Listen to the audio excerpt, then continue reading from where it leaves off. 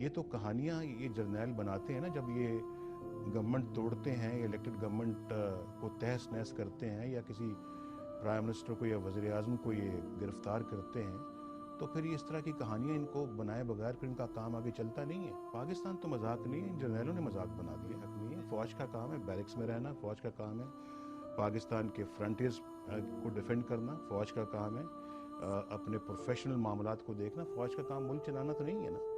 فوج کا یہ کام نہیں ہے کہ وہ پاکستان کے ایک الیکٹڈ پرائم منسٹر کو اریسٹ کر لیں اور اس کو جیلوں میں بند کر دیں، اس پہ جھوٹے مقدمے بنا دیں. فوج کا یہ کام نہیں ہے کہ وہ ڈیموکریسی کو ایک گھر کی باندھی بنا دے. فوج کا یہ کام نہیں ہے کہ وہ آئے دن کانسٹیٹیوشن کو توڑ دے.